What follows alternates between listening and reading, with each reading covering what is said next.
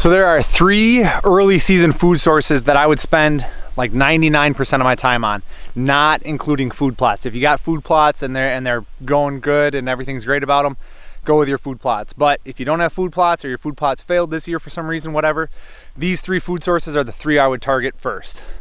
Soybeans, oak trees with acorns, and apple trees with apples. Oak trees and apple trees don't always produce the fruit. They don't always produce the acorns or the apples. So make sure you go out there and scout that and double check that. All right, so those are the 2 that I would target first as well, because they have more coverage, they're more secluded, they're usually deeper back off a field edge. So if you got deer that are skittish, don't want to expose themselves during the daytime or anything, or there's a lot of pressure, like go check those deep wooded food sources, because there's more coverage in there, they feel safer, it's close to their beds, so it's just an easier route to access. I'm trying to get this done before the storm rolls in on me here. You can kind of see how it's really dark around here. But anyway, that's where I would target. Go for those acorns, go for those apples. And then if you don't have those or you can't find them, target your soybeans. Your soybeans early season right now, when they're green and lush, are a premium food source for deer. They love them, they're always in them, especially at night. It's a ton of food for them.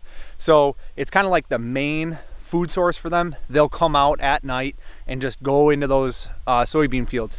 But the problem with that is you can't hunt them at night, right? So you need to hunt them during the day, which is why I target those acorns and apples, because they're more likely to hit those acorns and apples during daytime than they are the soybean field, if that makes sense. Just because it's due to exposure, like they don't want to be nearly as exposed, and also they feel safer, it's more secluded, and it's closer to their beds. Most deer don't bed like right on the field edge. Some do, and if that's the case for you, definitely go hunt that area, go do that.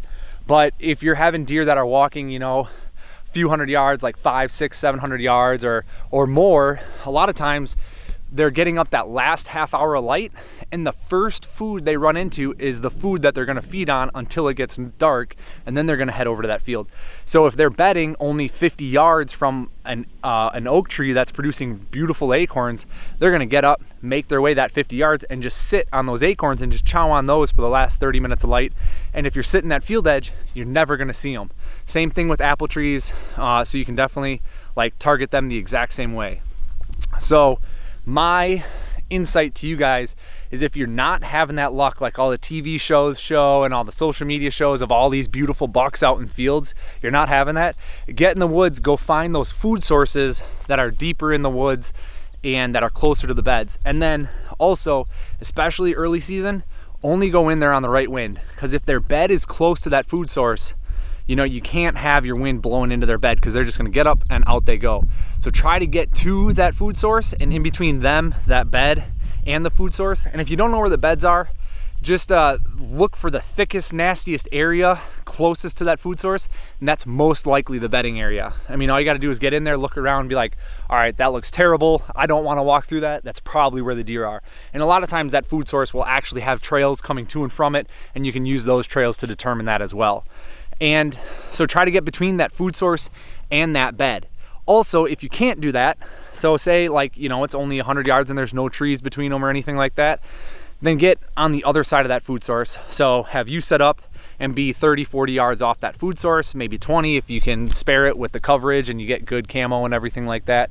And then when that deer comes in to feed in those acorns or that apple tree, hopefully they just work their way around that food source and get into range for you.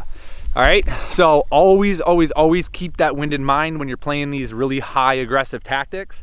But at the same time, you keep that wind in mind, you have good entry and exit routes, you're not exposing yourself, and you have the right food source, you're gonna be successful in the early season, so long as you put in your time. And just remember, that last 30 minutes of light, and every time you sit, it's never a guarantee. Even if you got them on trail camera, it's usually like a 20% is like the highest that I've ever calculated that I will see that deer. So, you know, if you miss it one night, don't worry.